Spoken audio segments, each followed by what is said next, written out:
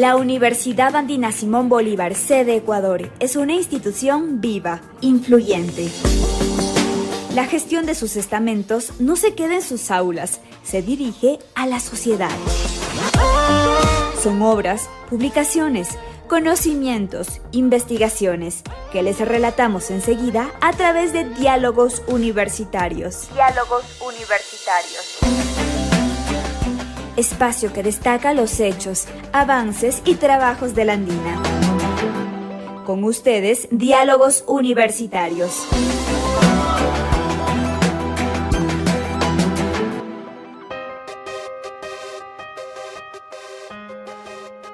Un atento y muy cordial saludo a toda la audiencia de Voz Andina Internacional. Hoy empezamos un nuevo capítulo del programa Diálogos Universitarios. Y vamos a tratar un tema importantísimo, ya que esta universidad, en conjunto con Equifax, acaba de concluir la investigación El Barómetro de Acceso al Crédito en el Ecuador. Estamos aquí en nuestra cabina biblioteca con el docente de la Universidad Andina, el economista David Castellanos, quien se encargó de este barómetro, todo lo concerniente a la estructuración del reporte y al análisis de datos. David Castellanos es docente de la Maestría en Gestión Financiera y Administración de Riesgos Financieros de la Universidad Andina Simón Bolívar, sede Ecuador, y tiene una prolongada formación y experiencia en el ámbito de la economía. Bienvenido, David. Gracias por aceptar nuestra invitación. Muchísimas gracias. Qué gusto poder compartir con ustedes y más bien importante seguir difundiendo, ¿no?, este estudio que tanto a la universidad como también desde el lado de Equifax han logrado hacer un asocio importante en pro justamente de determinar cómo viene el acceso de los ecuatorianos hacia el crédito como un primer impulso hacia la inclusión financiera. ¿De dónde surgió la idea o cuál fue el contexto para determinar esto, ¿no?, el acceso de los ecuatorianos al crédito financiero?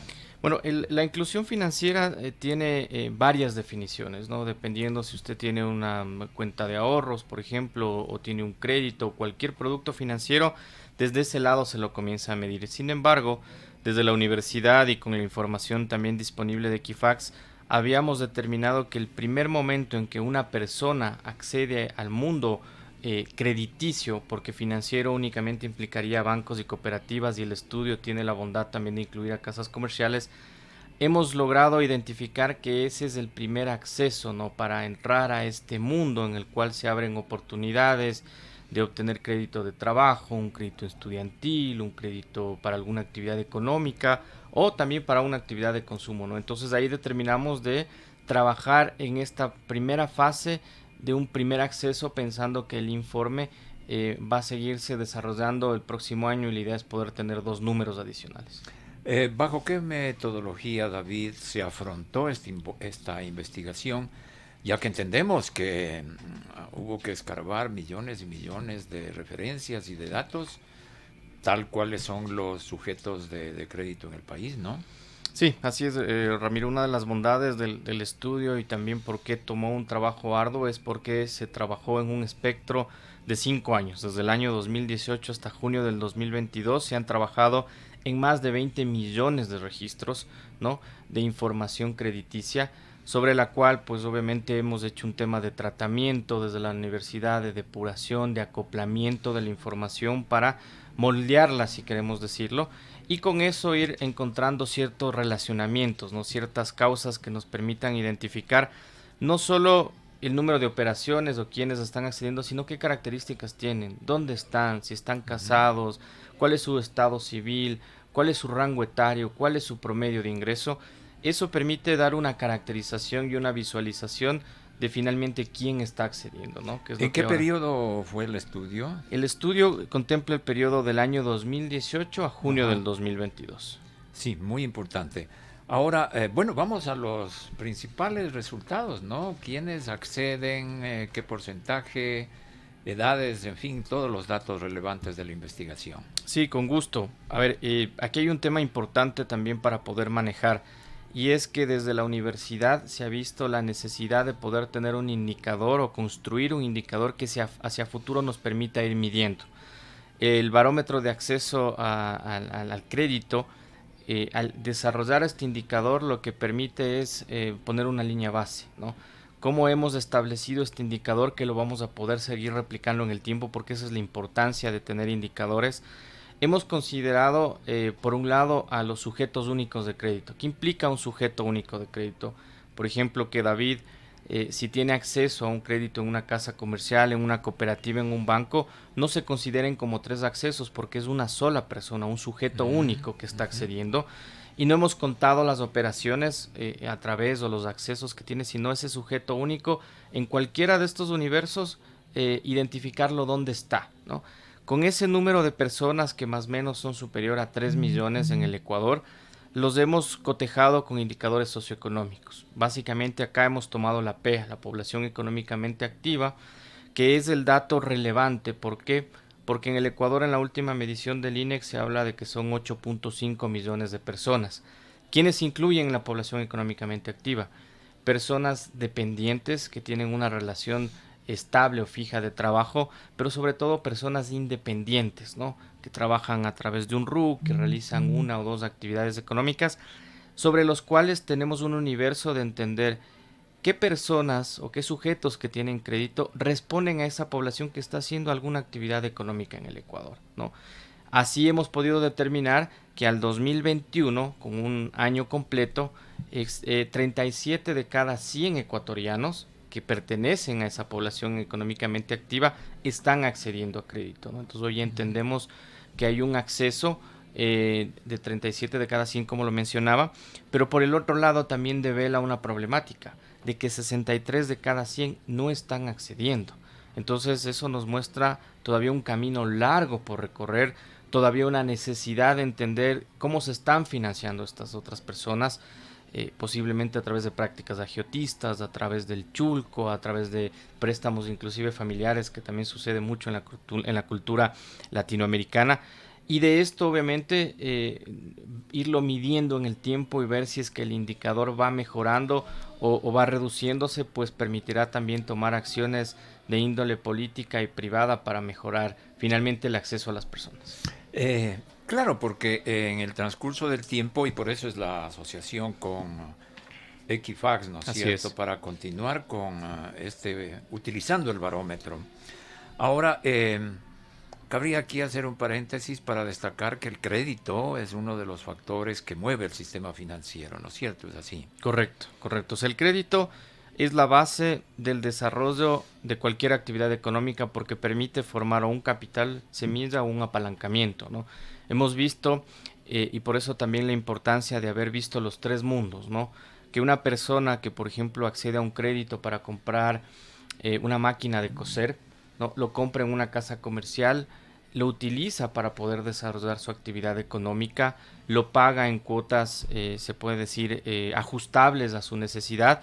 Y lo interesante es que estas personas van construyendo una referencia, un comportamiento de crédito, porque están pagando su máquina para poder desarrollar su actividad.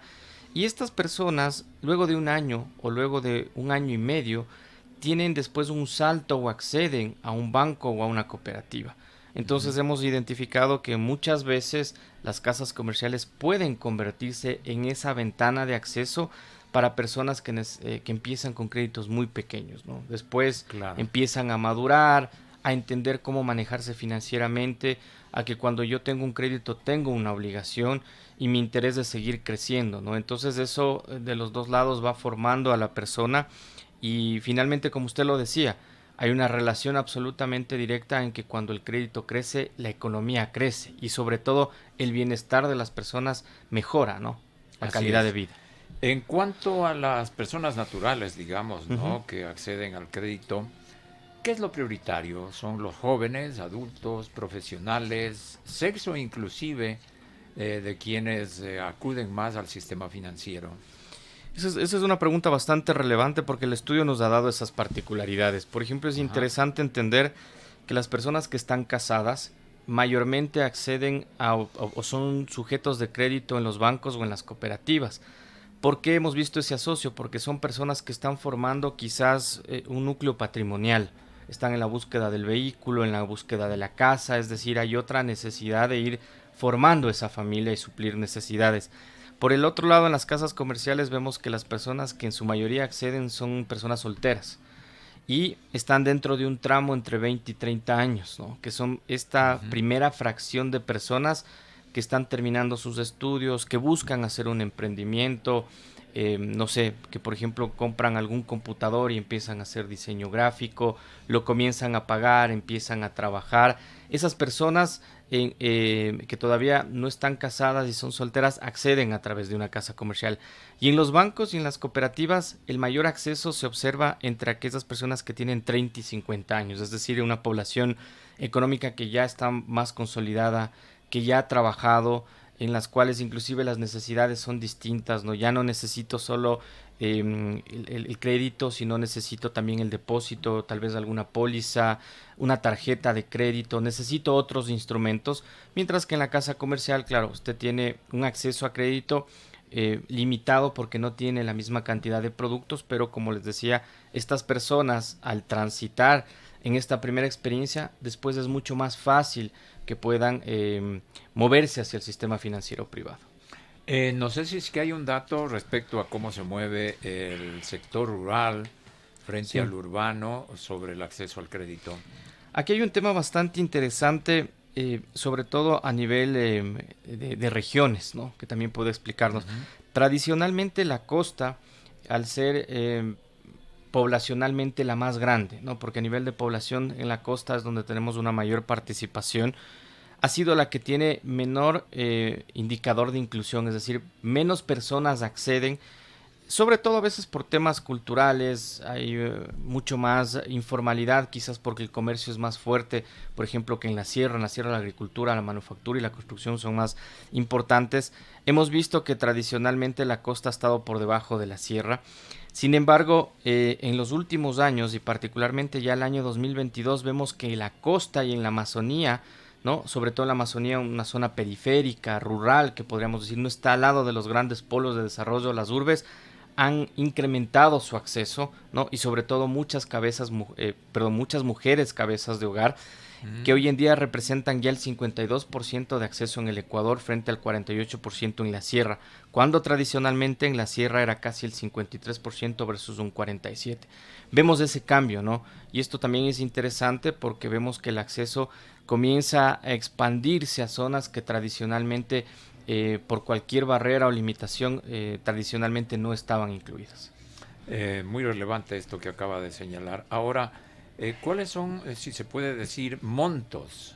¿Cuánto mueve las solicitudes de crédito y los créditos otorgados en el espectro económico del país, ¿no? Sí, las cifras que hemos podido revisar a través de los datos que Equifax nos proporcionó para poder analizar es que en estos últimos 5 años, ¿no? Se han movilizado cerca de 86,000 millones de dólares, ¿no? En todo lo que estos sujetos de crédito han manejado, correcto. Eso en promedio más o menos nos deja cerca de 18,500 millones de dólares promedio por año, que es una cifra importante, ¿no? Sin embargo, claro, lo que vemos es que quizás el número de sujetos de crédito no crece a la misma velocidad. Entonces ahí posiblemente haya la necesidad de que si vemos que solo 37 de cada 100 están accediendo, el crédito se concentra mucho en esa población y todavía nos falta generar productos, generar políticas, generar espacios para que este 63% que no tiene hoy acceso pueda acceder, ¿no? Eso permitirá que estos números fácilmente puedan duplicarse. ¿Y hacia dónde se accede principalmente al crédito? Cooperativas, mutualistas, la banca regular, otras compañías, en fin. Aquí hay un dato que es bastante interesante cuando uno ve por género, ¿no? Tradicionalmente, en los países de Latinoamérica y el Ecuador no ha sido la excepción, los hombres han sido quienes mayor acceso han tenido, quizás una cultura machista, no sé, algunos temas inclusive de espacio en los cuales el Ecuador ha estado inmerso culturalmente mucho tiempo. generaban que prácticamente el acceso en los hombres sea cercano al 53 o al 54% de cada crédito, dejando debajo a las mujeres, pero hoy en día vemos que esta brecha hacia el 2022 se ha ido reduciendo y prácticamente estamos en un 50 y 50, ¿no? 50% acceden las mujeres, 50% acceden los hombres, que es un dato no menor. Hoy en día vemos ya muchas mujeres empoderadas, culminando sus estudios, dentro inclusive de la participación de empresas, como usted lo mencionaba, se requiere que una participación corresponda a mujeres. Entonces esos espacios han permitido también que el acceso a nivel de sexo o género empiecen a incrementarse. Y particularmente a junio del 2022, en la banca las mujeres hoy en día son las que más están accediendo respecto a los hombres. Hubo un cambio de composición, algo que no se ha visto. 52 de cada 100 sujetos de crédito que están en la banca son mujeres versus un 48% que son hombres. Entonces eso nos muestra el tema también de acceso a espacios, ¿no? Y considerando que a nivel poblacional en el Ecuador las mujeres en número son más representativas que los hombres.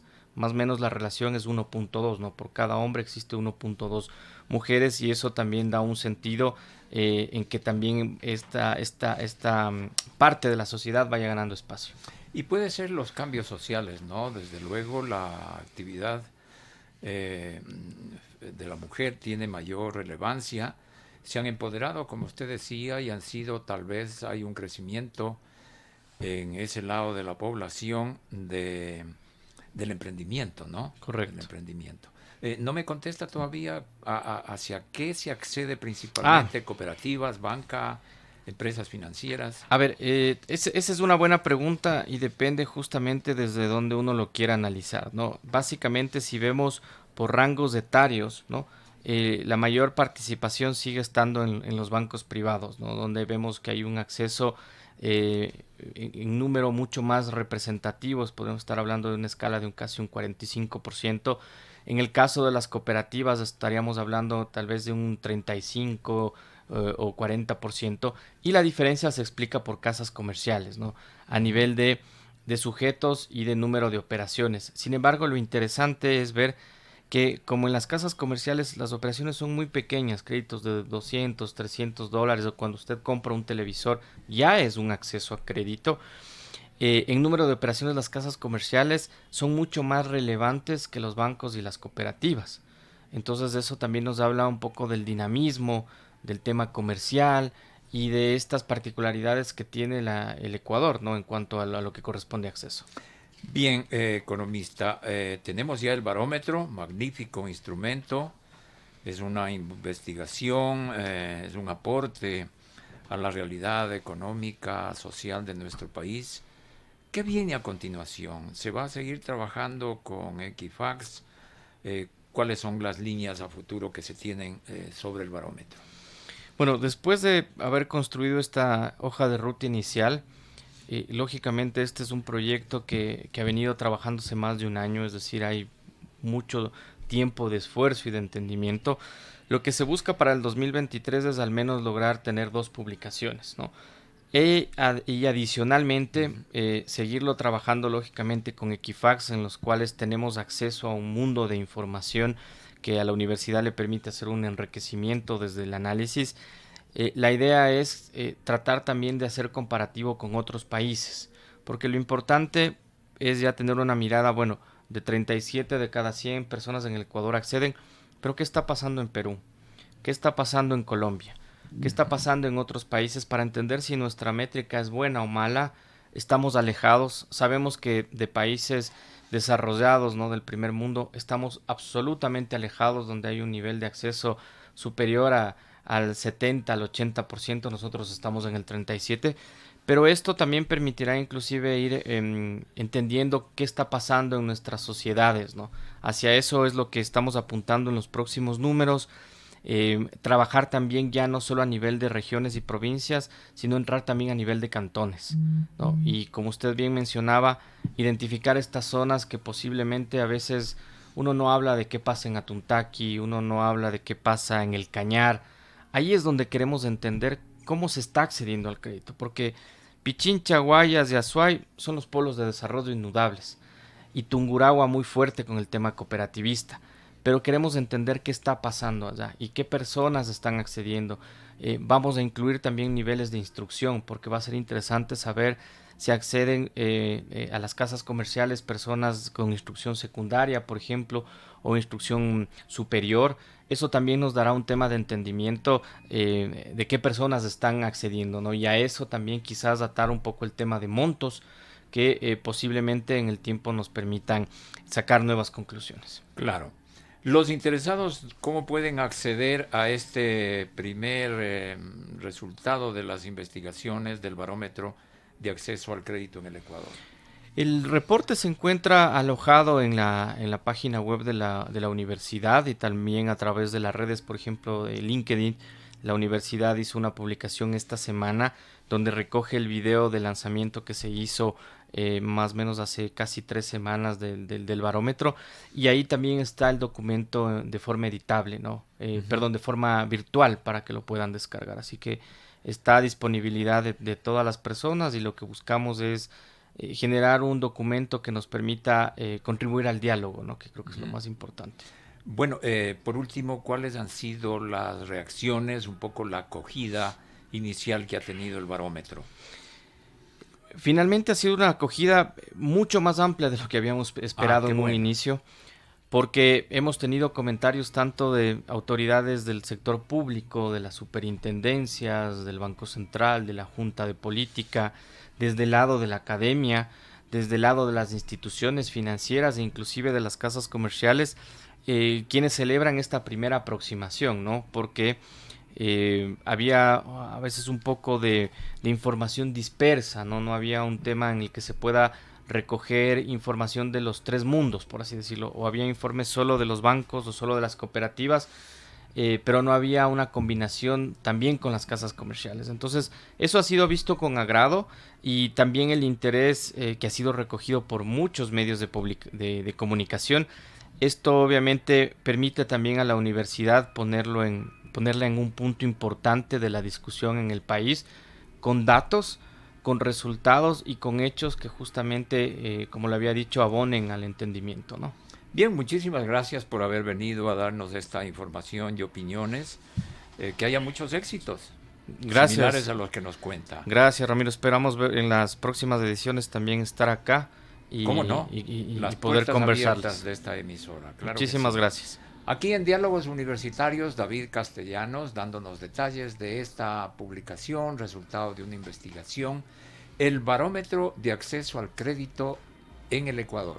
Será hasta una próxima oportunidad. Gracias. Y gracias a toda nuestra audiencia por seguirnos.